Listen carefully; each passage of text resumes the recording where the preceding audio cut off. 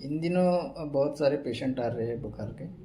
और बुखार में काफ़ी लोगों को यह डर रहता है कि कहीं टाइफाइड तो नहीं है। तो आपको कैसे पता चलता है कि आपको टाइफाइड है या नहीं? कितना टाइम लगता है टाइफाइड के ठीक होने में और क्या इलाज करना पड़ता है? टाइफाइड से ठीक हुए मरीज को वैक्सीन कितने दिनों के बाद लगा सकते हैं? नमस्कार, मैं डॉक्टर आशीष बंसुड़, जनरल फिजिशियन। आज मैं कोशिश करूंगा आपके इन सभी सवालों के जवाब देने के। आपसे सिर्फ एक अनुरोध है कि ये सिर्फ इंफॉर्मेशनल वीडियो है, अपने डॉक्टर की सलाह ज़रूर लें। टाइफाइड एक इन्फेक्शियस डिसीज़ है। यह एक बैक्टीरिया है जिसका नाम है साल्मोनेला टाइफी, जिसके द्वारा ये फैलता है। यह ज़्यादातर फीको ओरल रूट से फैलता है, यानी कि जिसको भी टाइफाइड है उसकी लैट्रिन में टाइफाइड के कीटाणु यानी साल्मोनेला टाइफी होते हैं। वह टॉयलेट जाने के बाद अगर हाथ नहीं धोते या सफाई अच्छी तरह नहीं करते तो उनके हाथों से फिर वो आगे फैलते जाता है। अगर वह खाना हैंडल करे तो खाने में चला जाता है, पानी हैंडल करे तो पानी में ये जाता है इसका बैक्टीरिया। तो इस तरीके के खाने या पानी को अगर आप खाएंगे तो यह बैक्टीरिया अगर हाथों से ट्रांसफ़र होकर टाइफाइड इन्फेक्शन कर देगा। ये कुछ और रूट से भी फैलता है, जैसे कुछ जानवरों से, जहाँ ओपन एरिया है अगर वहाँ पर वो लैट्रिन कर रहे हैं, वहाँ की सब्जियाँ अगर आप उठाकर कच्ची खा लेंगे तो भी यह टाइफाइड आपको हो सकता है। सबसे कॉमन सिम्टम हमेशा से ही देखा है कि बहुत तेज़ बुखार आना और सर दर्द होना, भूख ना लगना, उल्टी जैसा मन होना, पेट में दर्द होना, कई बार दस्त लग जाना, यह सब कॉमन सिम्टम्स है। अगर टाइफाइड फैलता रहता है और आप इसका ये इलाज ठीक समय पर नहीं करते हैं तो यह आपकी आंतों में जाकर आंतों से खून आना, ब्लडी लैट्रिन होना, ब्लडी डायरिया होना या सीवियर केसेस में आंतों का फट जाना, ये भी पॉसिबल होता है। तो इसलिए टाइफाइड का इलाज जल्दी करना, ठीक से करना और पूरा करना, ये बहुत इम्पोर्टेंट है। कौन से टेस्ट हम कर सकते हैं जिससे पता चले कि बुखार टाइफाइड की वजह से है या नहीं है? तो काफ़ी सारे टेस्ट अवेलेबल है, जिसमें सबसे specific of course blood culture हम कराते हैं, स्टूल कल्चर भी करते हैं, यूरिन कल्चर भी करते हैं, typhi dot antigen IgG IgM भी करते हैं, जो कि रिसेंट इन्फेक्शन दर्शाते हैं। यह सब भी अपन कर सकते हैं। और सबसे कॉमन टेस्ट जो होता है वो काफ़ी पेशेंट लोग भी करते हैं, वो है विडाल टेस्ट। विडाल टेस्ट में लेकिन दो तीन प्रॉब्लम्स है। एक तो ये 10 दिन के बाद में एग्जैक्ट रिपोर्ट आता है, पॉजिटिव होने में बहुत टाइम लेता है।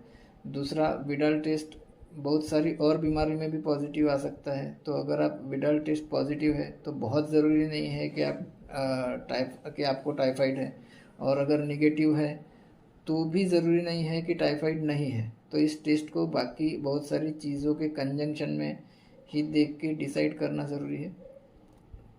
तो कौन से रिस्क फैक्टर से टाइफाइड होने के चांसेस रहते हैं, कब टाइफाइड से ग्रसित होने का रिस्क ज़्यादा होता है? तो ऑफ कोर्स आप ऐसी जगह पे रह रहे हैं जहाँ पर टाइफाइड बहुत ज़्यादा फैला है, जिससे हम एंडेमिक एरिया बोलते हैं। तो आपको रिस्क बहुत ज़्यादा है। आप कुछ ऐसा काम कर रहे हैं जैसे हॉस्पिटल में काम कर रहे हैं, या जहाँ टाइफाइड के मरीज़ बहुत ज़्यादा आते हैं या ऐसी क्लिनिक में है जहाँ टाइफाइड के मरीज़ बहुत ज़्यादा आते हैं, तो आपको टाइफाइड से ग्रसित होने के चांसेस बहुत ज़्यादा है। और अगर आप अपनी साफ़ सफाई का ध्यान नहीं रखते, कॉमन टॉयलेट्स यूज़ करते हैं, कच्ची सब्जियाँ या कच्चे फल खाते हैं, तो भी चांसेस है कि टाइफाइड आपको हो सकता है। टाइफाइड का इलाज अगर समय पर किया जाए तो बहुत सिंपल है। छोटी छोटी सी एंटीबायोटिक है, जैसे फ्लूरोक्विनोलोन या फिर सेफेलोस्पोरिन। सेफेलोस्पोरिन आजकल फर्स्ट लाइन माने जाते हैं।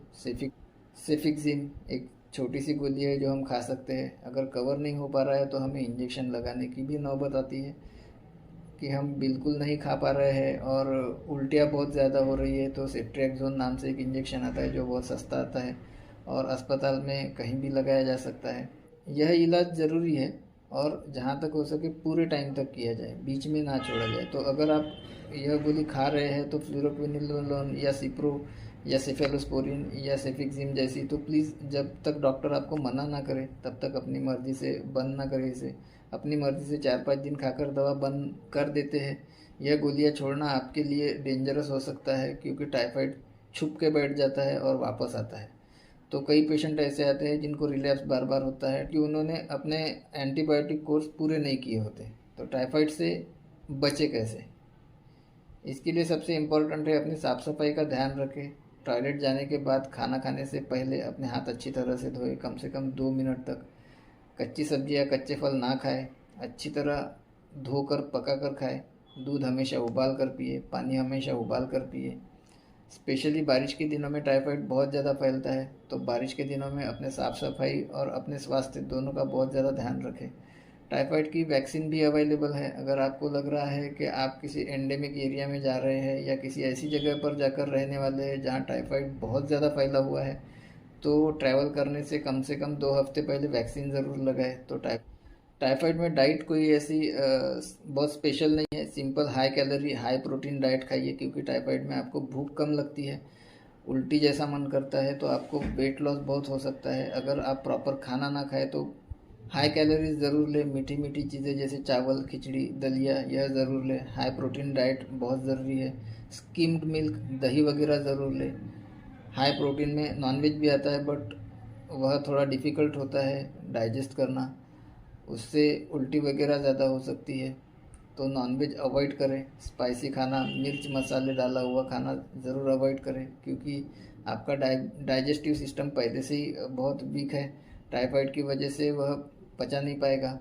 और मूली हो गई, लहसुन हो गया, पत्ता गोभी हो गई, फूल गोभी, ये सब बंद करें, क्योंकि इससे गैस बहुत ज़्यादा बनती है और आपको ब्लोटिंग या पेट भरा भरा हुआ सा लगना या फूला हुआ सा लगना, इस टाइप की फीलिंग आ सकती है, जिससे कि खाना और भी मुश्किल हो जाता है।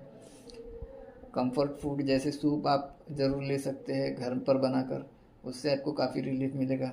टाइफाइड में बहुत ज़्यादा इम्पॉर्टेंट है कि आप अपना हाइड्रेशन मेंटेन करें, क्योंकि उल्टी होने से और हाई फीवर होने से आपके पानी का लॉस शरीर में से बहुत ज़्यादा हो जाता है। तो पानी ज़्यादा पिए। अगर पानी पीने से उल्टी जैसा मन कर रहा है या नौजिया जैसा लग रहा है, तो आप नारियल पानी भी पी सकते हैं, नींबू पानी पी सकते हैं, फ्रूट्स खा सकते हैं जैसे खरबूजा वगैरह, जिसमें काफ़ी ज़्यादा वाटर कंटेंट होता है, उससे भी आपका हाइड्रेशन मेंटेन रहेगा। एक सवाल आता है कि क्या कोविड रिकवर्ड पेशेंट वैक्सीन ले सकते हैं? तो इसका जवाब है हाँ, वैक्सीन आप ज़रूर ले सकते हैं। आपको ज़्यादा जल्दी लेना चाहिए। आप फीवर ठीक होने के 2 हफ्ते बाद आप कभी भी वैक्सीन ले सकते हैं।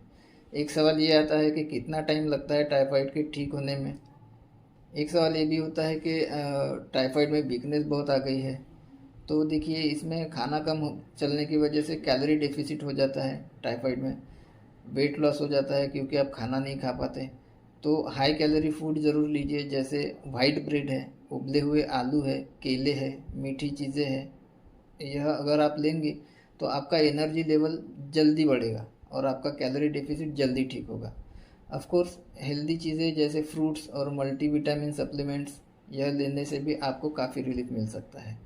और एक सवाल होता है कि टाइफाइड से बचने के लिए साफ़ सफाई तो बहुत इम्पोर्टेंट है, लेकिन वह हमारे हाथ में तो है नहीं, क्योंकि पानी कैसा आ रहा है या किसी ने कैसा खाना दिया है ये तो हमें पता है नहीं। तो क्या कोई वैक्सीन है कोरोना की तरह टाइफाइड की? तो हाँ, डेफिनेटली है। 2 तरह की वैक्सीन है। एक कैप्सूल फॉर्म में आती है, जिसमें आपको एक दिन छोड़कर एक दिन ऐसे 4 कैप्सूल खाने होते हैं। टाइफाइड वाले एरिया में जाने से कम 1 हफ्ता पहले कोर्स कंप्लीट कर ले ज़रूर, या बारिश आने से 1 हफ्ता पहले। और यह हर 5 साल में आपको कोर्स लेना होगा। बच्चे में भी इजीली ले सकते हैं। और दूसरा वैक्सीन इंजेक्शन के फॉर्म में आता है, जो सबसे कॉमनली अवेलेबल है। एक वैक्सीन हम लगाते हैं, एक शॉट, करीब करीब ट्रैवल से 2 हफ्ते पहले वह लग जाना चाहिए। और हर 2 साल में वैक्सीन आपको रिपीट करनी होती है, चाहे तो आप ज़रूर लगवा लें। उम्मीद है भविष्य में आपको या आपके किसी अपने को इस इन्फॉर्मेशन का फ़ायदा होगा। और भी बहुत सारी इन्फॉर्मेशन शेयर करने लायक है इस बारे में, पर वीडियो बहुत लंबा हो जाएगा।